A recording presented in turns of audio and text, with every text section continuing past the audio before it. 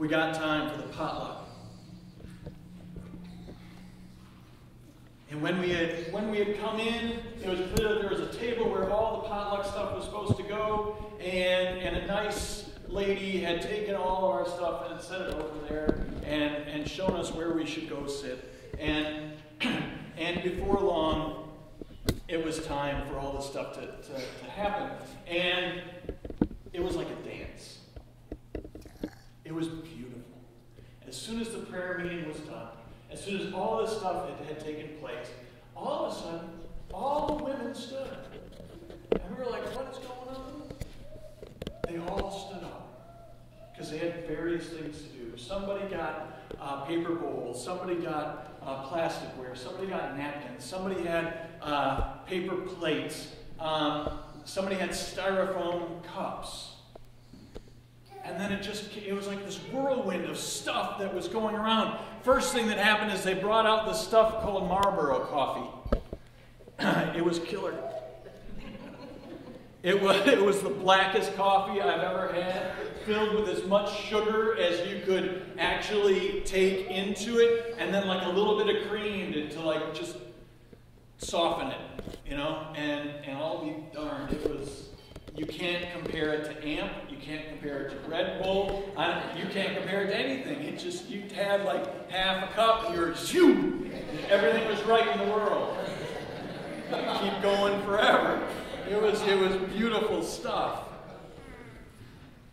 Then the stew came around, and then these donuts came around, and then this stuff that was like almost like pudding, and it was blueberry, and that went on to another little bowl, and that was where we were supposed to dip our donuts into. And then we received a quarter of a bologna and cheese sandwich. And then we had cheese and salami, and then some other kind of meat, and vegetables, and pie, and cake, and Jell-O, and our plates are like, oh my goodness. Now, what I didn't tell you is that before we ever left, we were told that it's impolite to say no, or that I'm full. So we're just looking at our plates, and these women just keep coming by. And we keep saying, thank you, thank you, thank you, thank you. And they keep getting, and finally, they stop, and we say grace, and we eat. And here we are, Great White Hope. And we're going to eat. And we ate, and we ate, and we ate. We took a breath, and we had some Marlboro coffee, and we looked at our plates, and we ate, and then we ate. We ate some more. And then we realized that everyone was looking at us and giggling. And we were like, huh, something is not quite right here. And this old lady, I mean, if you can get a picture of an old Indian lady in your head, it was her.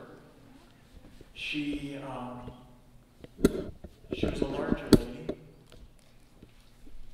a face that was deeply tanned, those awesome, deep, deep wrinkles, fingers that were like not quite working well anymore.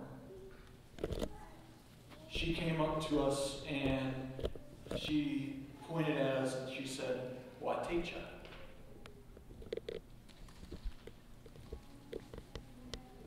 Whatever.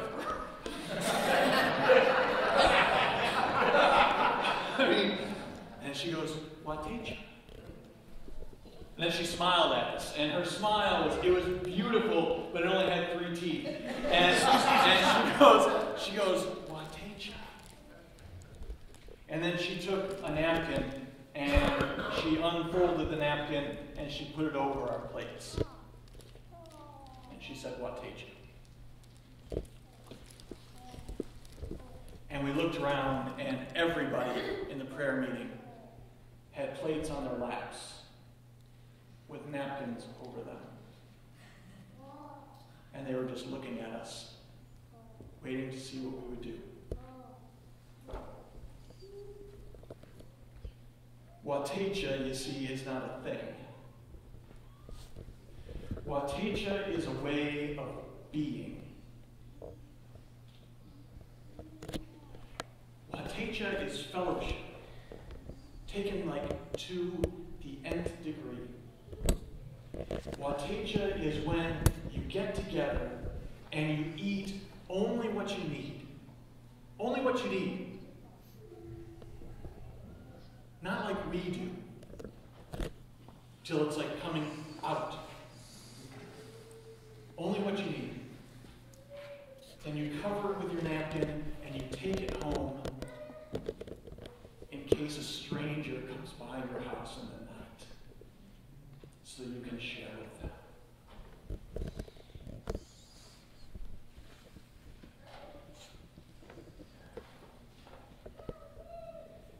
Fellowship is a verb. Fellowship is a way of being. Fellowship is a way of living. It is actively and intentionally joining together to care for and to love each other on a very, very real level.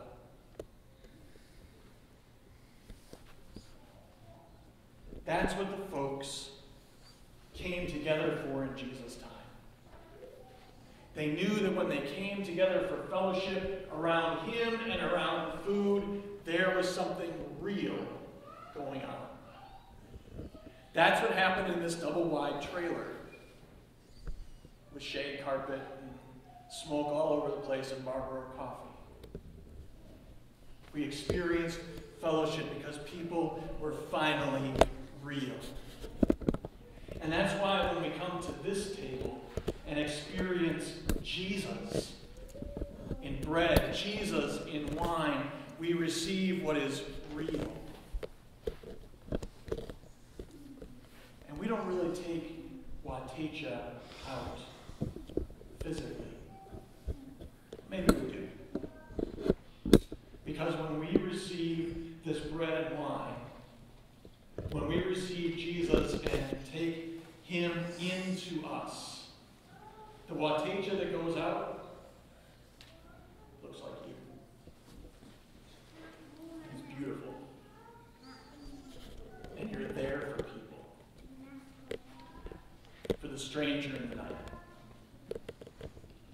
Just to be there and to care for them. Awesome God, I thank you for opportunities of fellowship. We thank you for your example of love and care and fellowship around a table. And we thank you for bread and wine that you have declared as your very self. We ask that you fill us with the gifts of Watecha, that we may go and share it